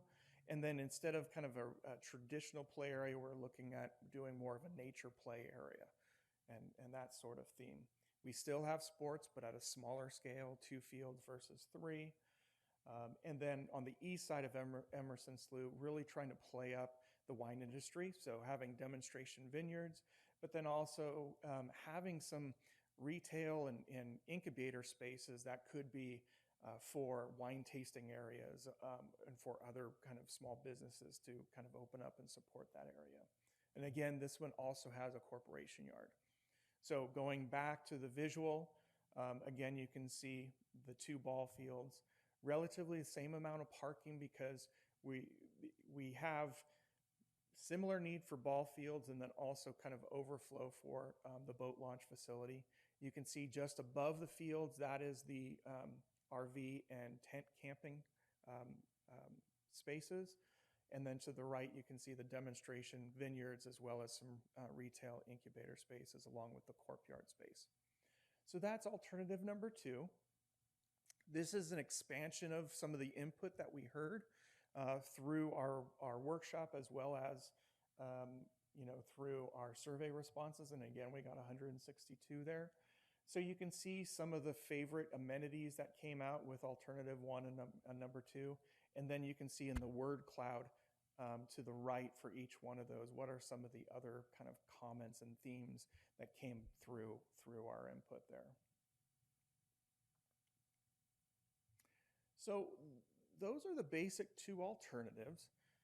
We did want to bring up one potential more. What was interesting in our workshop and through the comments was an element of, if you're not going to have a field complex that had enough fields to have tournaments, then it may not be appropriate to do it at all. That was surprising and interesting. And then with that, we learned about new facilities that may be coming on board that we didn't necessarily know starting out. So with that, the Del Porto Ranch Park development is progressing, and we've been working with your staff on this one here. So you can see these are the initial design plans that are out there, and they show 3 new baseball, softball fields as well as a separate soccer adult field that can be separated into 4 additional soccer fields. So, this coming on board certainly would take the pressures off of, the need to have it at the regional park. We also, working with staff, we took a look at how many fields do we actually have within the city. And the city actually has, on city-owned facilities, 16 total ball fields. And just to define what we're saying as a ball field, that's a baseball or a softball field. It's soccer generally, I looked at each one of these facilities, is generally being played at each one of these facilities as well via overlays on the outfields and such. There are also 13 total school-owned facilities within the city. And we took a look at how this compares to Antioch, how this compares to Brentwood, and Oakley right now has more fields per resident than those 2 communities. For instance, Oakley is basically at 1 field for every 2,700 residents, and this is from 2021 census. Antioch has got 1 field for every 5,700, and then Brentwood is 1 field for every 6,400 residents. So that was new information, So what is another option? What if you did take away those fields, and what would you do with that space? And really what you could do is create a really unique, more of a nature-themed kind of space that took the pressure off of trying to do too much within this zone. It's a large park, but we're trying to cram a lot in there. So once you remove the ball field and the portion of parking that's associated with the ball field, what could go in there? There could be more multi-purpose trails and just a trail network that goes through there. You can bring in a bike pump track, which is, amenity that's not out in the city that we're seeing a lot of coming in. Maybe it's a skate park facility. Maybe it's a full-blown disc golf course. Maybe it's bringing a little more open space for that camping facility.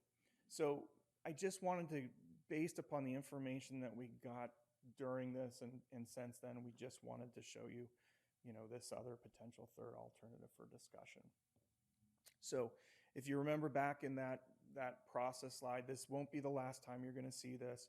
We're going to take your input. We're going to refine to a preferred plan and bring it back for feedback as well. So anyway, with that, I would also say just the final thing, and Townsend is no longer here tonight. We've been going out for grants for the other master plans and haven't been very successful. And there are other grant opportunities that these new alternatives would open ourselves up to. I think you heard Townsend talk about there are Department of Boating and Waterways grants for boat launch facilities. There are a lot of grants out there for trail networks and open space, urban agriculture. So these are some of the other things that we could then leverage a plan like this to actually get some funding and get people actually using the space. So with that, I'm available for questions and then look forward to hearing your comments. What was Prop 68? Prop 68 is the state parks grant that we've been going after and haven't received. Vice Mayor Williams? I was definitely all ball fields all the time. And then I started talking to a lot of the baseball moms. And one of the things that they said is really customary is they'll go to out of town and they'll do tournaments. And they're often having to travel because not a lot of places have those four, which is what's kind of the ideal for that. And so they said they can drive up to 30 minutes. So that definitely sort of reframed my thinking. And then when I was talking to one of the gentlemen who's a professional, angler, is that the title? So he said, he just started, he was very infectious with his excitement about it, and he started talking about all the things. So I actually really like the sort of third option that you put in there where we just take the ball fields out all the way, because right down the street we're going to have some better options. And, again, I was all tournaments all the time, but because kind of the customary thing is traveling to the different fields, I think we could still play into that if we needed to. But you gave a couple different options that can go there. And to me, like if I'm going camping, I want some of those alternatives, like for my kids. So like the pump track, the skate park, like that seems like people could use that for day use, but you would also use it for something to do. The angler told me that his family kind of sits around and finds activities to do while they're out on the boat all day in these tournaments and stuff. So how many of those like different uses do you think we'd be able to put in that space reasonably without cramming too much?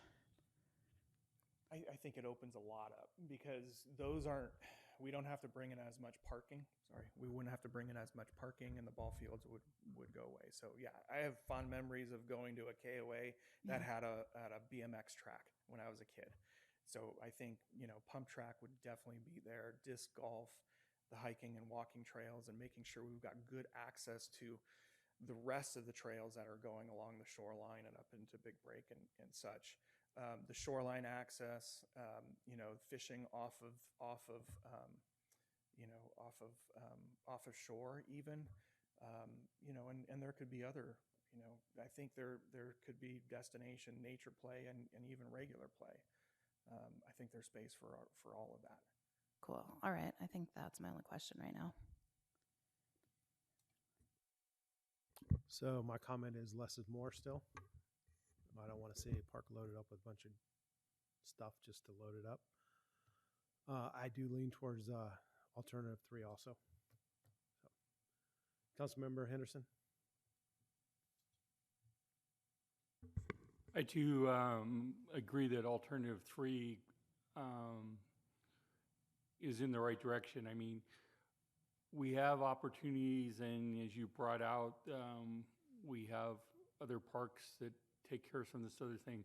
This is our one piece of property that allows us to showcase our delta. This is our one access to the water, and making that the priority in this, I think, is very important.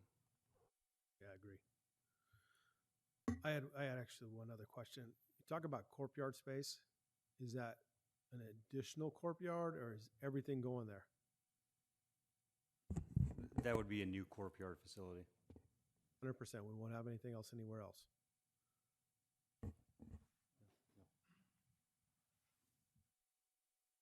And then if that's the case, is it big enough for build out? And basically, right now, our open courtyard is at the corner of Noroli and Main, at the west end of the town. Since that property is sold, eventually we'll have to move our maintenance operations. We still have our courtyard at the 4th Street, which is kind of our office space, a lot of our storage area. So this would be, I consider kind of an open courtyard, as cellars, but our enclosed areas would be on 4th. We also have one right out here in the parking lot too, don't we? Well, this is just a parking lot. You can call it a courtyard, but is really not used in that fashion. But I mean, we have equipment parked in there, and we have vehicles parked in there. Correct. But that's eventually, this will be a house for the I library. think somebody wants to say something. Time out, Kevin. Evening, Mayor and council members. We did talk to our Parks and Landscape Manager and discuss the space for Neroli, as Kevin mentioned, the space here at City Hall and the current space we have at 4th Street. We took a measurement of all 3 spaces and added them up, and that's what the footprint that's shown on the map. Okay, so my concern though is well, we're growing, and I don't want to see us build a courtyard there, waste space, and then in 15, 20 years, we got to go and add another one or remove it and move it to another location. If we're going to do it once and do it right. Those are my comments.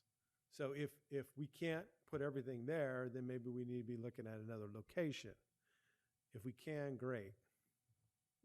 I think that's a great comment, Mayor, and I think let us take a look at that with the direction that we're getting tonight, and then we'll be prepared to have more detail on that specific item when we present next. Thank you. Councilmember Shaw? I am also in agreement that option 3 is the one that speaks to me the most. If we're not going to go all ball fields, let's make this a full water-themed park. My question is, when we saw the playground, I know they're just images for the first one, and then we see the second one, and it's this nature play. I mean, how nature are we looking? Because some kids are still going to want that traditional playground type structures and not logs. And then I have a little bit more later. I think there's other playgrounds in the city that aren't logs. I think we can do both.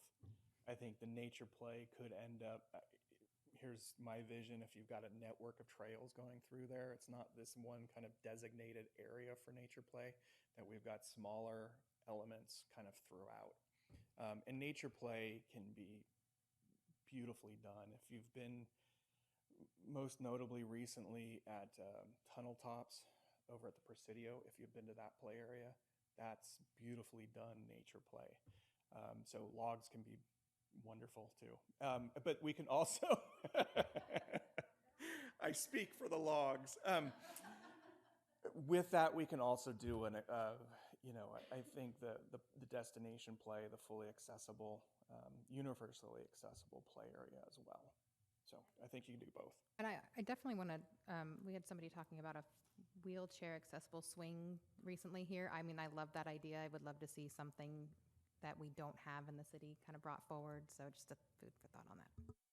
Yes. Yep. Councilmember Fuller? Yes.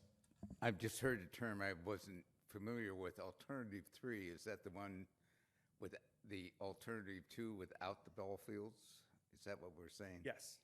I also endorse alternative 3, although I'll wait for deliberations to say why. I would also like to know, I'm not getting much traction, but the Emerson House is still there, and I still hear the Gilbert House. And I'm wondering, to me, I don't know where my colleagues are, but the Emerson House, when I see it, strikes me more as a Delta House of what it was. Gilbert was here, he ran a dairy, I understand that, but the Emerson House, I don't know if you can still put that in play. Also, somebody made the comment, and I think we have to be aware of it, but we have wedding venues in Oakley. So are we now going to start competing with those wedding venues, have a wedding up in the park? I'm a little bit hesitant. If we have wedding venues now that are privately owned, I don't know if we want to go in competition, because if we are going to rent it out, the Gilbert House, I would imagine we will also charge a fee similar to what the private ones would, regarding security and maintenance and decorations and things of that nature. So I'm still leaning towards the Emerson House, and then I'll discuss more like I like 3 when we're ready in deliberations. So this is just a work session, so there won't be any deliberations? So if you want to go? Okay, yes, well, what I like about Alternative 3 is we're getting into diversity, equity, and inclusion, DEI, the big three. The big 3 initials nowadays, and you see them especially in grants, but in this case, we are opening up the river to everybody. We have a nice river. We have, it has recreational use. People tout it, live here because of it, spend time, great amount of their time on it. But the thing is, there need to be somewhat privileged to get access to it. Yes, we have Big Bend Park up in, but that still doesn't allow access to get down and play in the mud and splash your feet, and kids run around and see what's there and go out on a kayak. And this one opens up the river to the entire community, which is what I like. It also opens up other recreational uses, outdoor uses. I've mentioned many times the trails that are coming in to the park and would leave the park, and the way the delta is being developed, they'll run all the way up in the trails will run all the way up to Sacramento eventually. So I like that idea of it just becoming a hub of trails that one can move basically, I think, all the way down into Walnut Creek. I'd have to look at the whole map system, but there's maps going down into Walnut Creek. So I like that. I like the more like Splash. I don't know, Nunn Wilson, I see the kids over there. I don't know how much use it gets. I know during the drought, I'm not sure we ran it very often, so I don't know what happens to splash parks when the droughts are in, but I know kids just love to run around on them and get wet, and it's just a good place. It's a good place for a family, just to go for a picnic, and go out and have lunch, go up there, the whole family. It isn't extravagant, but it's got open areas, and spread out a tablecloth and enjoy it. I think we're opening up a recreational park for everyone, with the concept of incorporating in the river and what has gone on in the river. I like your logo. It's not up, but its logo is 2 kids playing in the Tulies. I really like that, pulling each other and running along. That kind of fits what my imagination is on the situation. The kids and the family go up there and run along, and get to run along in the Tulies and actually see what a Tule is, and get your feet in the little bit grass stain on the bottom of the feet, running around barefoot, and just have a good family time. So that's why I like option 3. Great, thank you. You keep mentioning the Emerson House. Is the Emerson House still out there? It's gone, right? Why I keep bringing up the Emerson House is because I accidentally got on to the levee. Not accidentally. I drove on, the gate was open. I didn't know I wasn't supposed to be there, and I did find out. You trespassed. But I saw it out there. So you trespassed. What? Yeah, I trespassed. I trespassed and got out of there quick. But during that, I saw this beautiful 2-story house, white, on the river, on the Dutch slope, with a flagpole and flags. And so I don't know, maybe Mr. Rohani says it's been torn down and moved, but it looked like it was pretty well kept when I saw it, so. Dr. Fuller, I have not seen a two-story house on that campus. Few years ago, well, decades ago, once the dairy business closed and the buildings were abandoned, when we got involved in the project, it was a lot of those buildings, they were just unsafe. There was silos falling down. There was a lot of issues. So the city, we went out there and actually cleared out a lot of those old buildings, and I was involved, our department did it.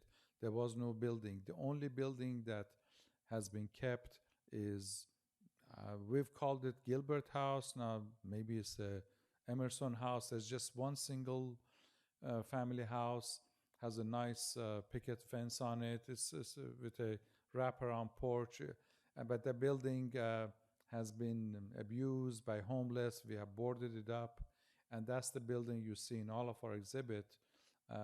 That's planned to be used kind of as an informational center, greeting center. That house would have to be kind of rehabbed and rehabilitated, but has one of the best pictures because it opens to the river that comes, the slough that from the river comes to the site. And that's the only house that we have, but there was no, everything else that was on that campus was all regarding the dairy operation. There was kind of deteriorated buildings of different sort, but there was not another house there. Just let me clarify one thing. When I say I saw the house I could say that the house is in the area. I didn't mean to imply it's in the same campus, but it was out on the levee. In other words, I think you have it up here, but you can, before the levee was breached and they were putting in the Toolies, there was a levee that you could drive out on. I think you can come in the other way too from Jersey Island Road, but I didn't mean to imply it's there. We would have to think of something imaginative. Right. That might have been, I mean, if you're talking about accessing from Jersey Island, that's not kind of within a close proximity of this site, but just so that benefit of the audience at the site right now, we've kept the main house, I guess we call it the main house for now, and a shed at the entrance to the site that's where the corner you see for the public works courtyard. But the rest of the structure, we removed them because it was unsafe. There was, again, a whole slew of various buildings that had fallen down and just really unsafe. Okay, thank you. So the Emerson House was actually Iron House School. And Iron House School was on the corner of Sellers and Cypress. My great-grandmother went to school there. When Stan Emerson, I guess, came back to the dairy because his father started it, they moved it, I believe at that time, to a location farther to the north and west, but south of what was the Contra Costa Canal. They remodeled that house and they lived in it. That was their house, which as a little kid I played there. That house had, my understanding is it had a lot of issues. It had been converted. The historical value was gone, and it was torn down. So that is gone. The father then had a house also farther to the west of that, and that was torn down years ago. So this that's left is I didn't know the Gilberts, but I assume they're right. Okay, thank you. Councilmember Shaw.